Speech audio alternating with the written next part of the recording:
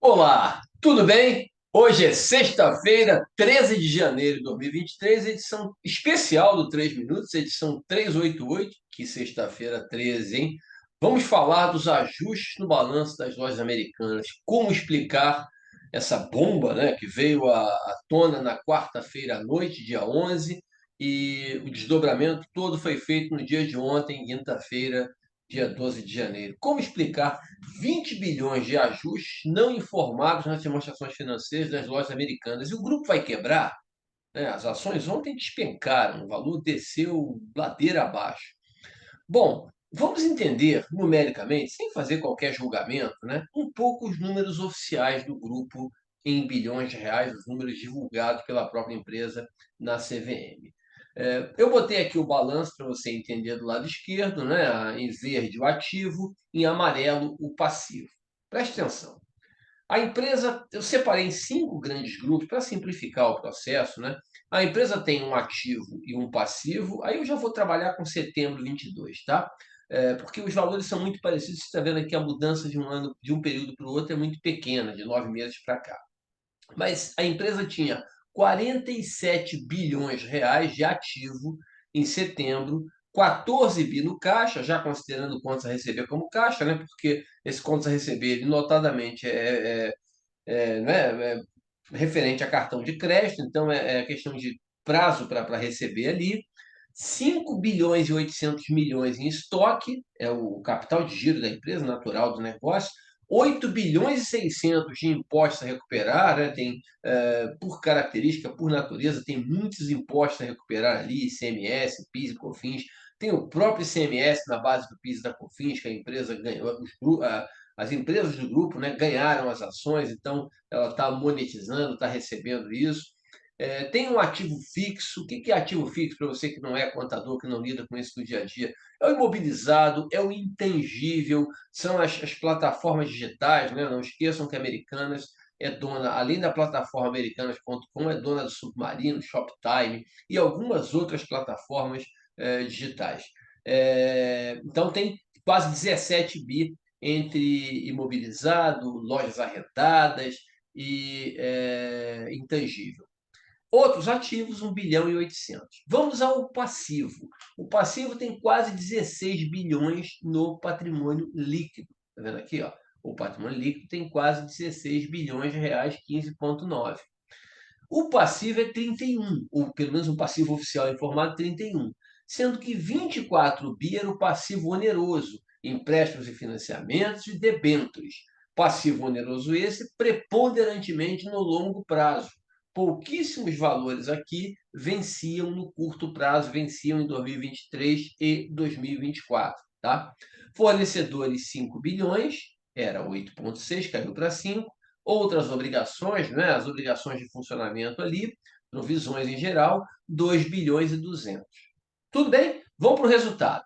O resultado no ano, tá vendo? Está aqui no canto. Você vai ver que interessante que o resultado foi zero, né? A empresa em 2021 teve 25 bi de receita bruta, 3 bi de impostos sobre vendas, né? Impostos e contribuições, né? ICMS, PIS, COFINS sobre vendas.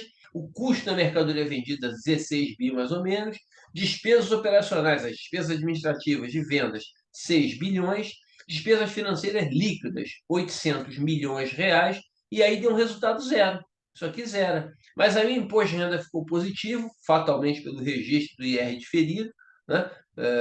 Sobre adições temporárias e talvez algum prejuízo fiscal em algumas empresas do grupo, gerou um lucro líquido exatamente de 500 milhões de reais. Nos 9 meses de 2022, no balanço divulgado em setembro, né, por ocasião do fechamento do terceiro trimestre, a empresa teve receita bruta de 22 bi, um bom crescimento, né? Se anualizar isso aqui vai a 30 bi, certamente foi a 30 no final do ano, porque o terceiro trimestre normalmente é melhor por conta da Black Friday e também do Natal. Impostos sobre vendas 3,4 bi, CMV, custo da mercadoria vendida 13, despesas operacionais 5 bi 200 no trimestre, nos 9 meses, perdão. Despesas financeiras cresceu muito por conta do aumento da dívida, 1,6 bi. E o IR e a CSLL também positivo, 500 milhões, aí já gerou um prejuízo de 400 milhões de reais. Quer dizer, o resultado já estava ali no limite, 0 a 0, um lucro para cá por causa de R diferido, um prejuízo de 400 milhões nos 9 primeiros meses. Bom, mas vamos conversar um pouquinho aqui. Eu separei no canto direito aqui da tela para você entender, primeiro, o que os números oficiais sinalizam, o que eles trazem para a gente de interpretação. Primeiro, que é um grupo forte e tradicional. O grupo tem 1.800 lojas, 1.100 mais ou menos, quase 1.100 no modelo tradicional, as lojas de shopping, né, as grandes lojas de rua, e 700 e tantas lojas no modelo Express. Essa loja pequenininha, o centro da cidade aqui do Rio de Janeiro tem diversas lojas nesse sentido, e nos bairros em geral tem muitas dessas lojas. E outras 1.800 em atividades integradas, né? E tem hortifruti, tem a conveniência, né, integrada ao antigo Grupo BR, o Grupo Vibra, nos postos de combustíveis, e outras atividades totalizando 3.600 lojas. Outra coisa importante, o grupo vem fazendo aquisições, né? Tem um sólido controle acionário com ações pulverizadas no mercado, né? E 3 fortes acionistas, que são acionistas também de outros grupos tradicionais, como a Ambev, Burger King e outros.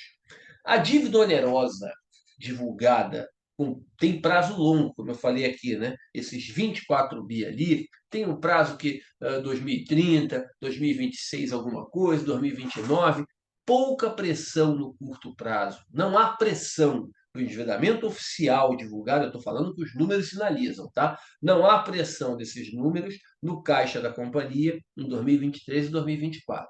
O custo da mercadoria vendida ele gira em torno de 60% da receita bruta. Por que essa informação é importante?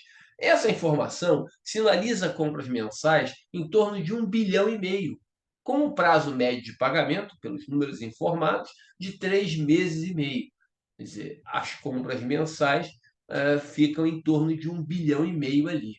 A margem é reduzida, o varejo tem sofrido muito com a concorrência forte, né, pesada, e o grupo também tem sofrido muito com a ampliação do mix, quer dizer, tem buscado a ampliação do mix para sofrer menos, para diversificar suas atividades e gerar boas margens em algumas outras atividades, até com alguma sinergia aí. Então, tem ampliado o mix com esse objetivo. Mas aí, as informações iniciais da empresa em relação a esse ajuste comunicado na quarta-feira, e com estimativa de 20 bilhões de reais de passivo que a empresa tem e que não estão informados no balanço, o que eles indicam para a gente no primeiro momento, na entrevista ontem do ex-presidente Sérgio Real, que vai assessorar a diretoria nesse começo de ano aí? Parte do pagamento a fornecedores foi financiada. Quer dizer, a empresa tinha uma negociação com os fornecedores que fazia o pagamento no prazo combinado. Esse pagamento foi financiado. Quer dizer, na essência, na prática, você muda a classificação, né? Você deixa de caracterizar isso como um passivo da atividade, um passivo de funcionamento, passivo contas a pagar, fornecedores, para um passivo oneroso, que tem cobrança de juros. Passivo de funcionamento, vou pagar em 8 vezes de 100, sem juros. Isso é um passivo de funcionamento. Vou pagar o salário no mês que vem. Isso é um passivo de funcionamento. Vou parcelar o fornecedor em 3 meses. Isso é passivo da atividade. O empréstimo e o financiamento, a debênture, é um passivo oneroso. Sobre aquele passivo incide a cobrança de juros. Tem cobrança de juros, que foi o que aconteceu.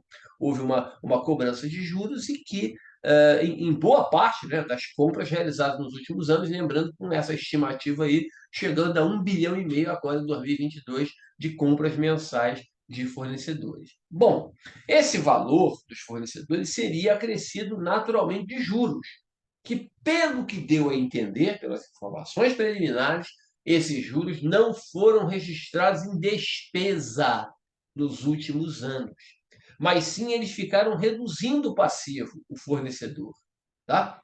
O Sérgio Real ontem falou em números de 16 a 17 bilhões de reais. Já diminuiu dos 20. Falou que outros 3 bilhões podem ser outros ajustes. Mas 16, 17 bi aqui.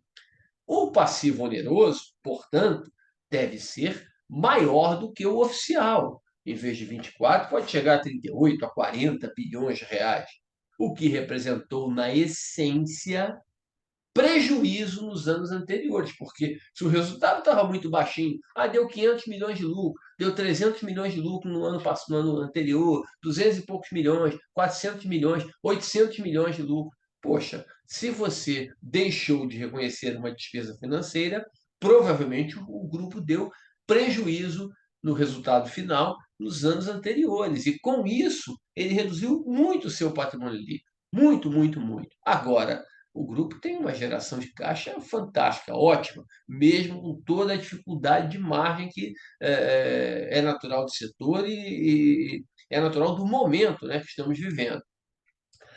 Então, no ponto 4 aqui, eu dou a minha percepção, tá? Minha percepção de profissional que acompanha, que lê, que pesquisa, e sem fazer qualquer julgamento do erro, o que está errado, auditor. Eu não quero entrar nessa seara, eu quero explicar os números para você. Que mesmo assim, mesmo que realmente esse ajuste seja registrado, que tenha acontecido uma questão de interpretação no tratamento de alguns valores, se era para colocar como redução do fornecedor e não como despesa, e agora vai se colocar como despesa, se retroagir aos anos, né, e colocar o valor como despesa, mesmo assim, mesmo que você bote 16, 17 bi de dívida para dentro, eu acho que o valor está elevado, tá? Eu acredito que esse valor possa ser um pouco menor. Lógico, eu não estou na empresa, eu não tenho essa informação. A informação oficial ontem foi 16, 17 bi. Mas mesmo assim, eu não acredito que o PL, eu vou ter até o mesmo aqui, desculpe, o mesmo vinculando, vinculando ao PL. Eu não acredito que o PL do grupo fique negativo. Tá? Por que eu falo isso? Vai depender da reação dos credores, dos bancos principalmente. Né? E a tendência, os bancos já sinalizaram isso na quinta-feira ontem, né? A tendência é os bancos darem apoio ao grupo LASA. O grupo Lojas Americanas é único no Brasil, né? Assim, tem alguns outros concorrentes, claro que tem, mas é único, é diferenciado. O seu mix, o seu sortimento, a sua característica uma marca fortíssima. Você chega num shopping, tem lojas americanas, é um shopping diferente de outro shopping que não tenha. Então, é um grupo muito forte. Me recordo que o grupo tinha mais ou menos 100 lojas na virada do século passado. E hoje é esse grupo aí com 1.800 lojas, logicamente, 700 e tantos no modelo Express, é um modelo reduzido ali. Mas é um grupo fortíssimo, não acredito na quebra, acho que a pancada no valor das ações. Eu não sou especialista em mercado financeiro, mas acredito que a redução, a queda no valor das ações foi excessiva, foi elevada, mas é uma mera percepção.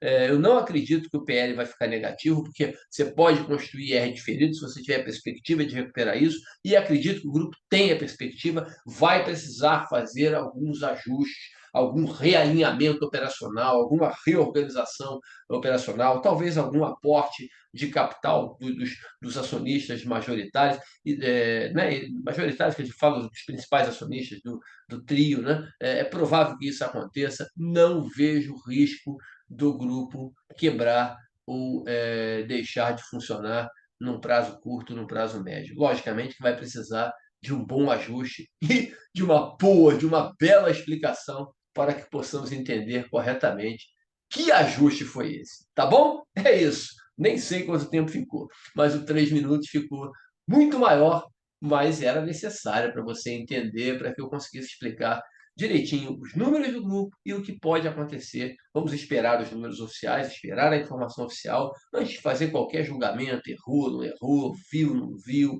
Né? Vamos primeiro tentar entender os números e depois sim avaliar o que realmente aconteceu. Tá bom? Abraço, alegria, um ótimo final de semana para você.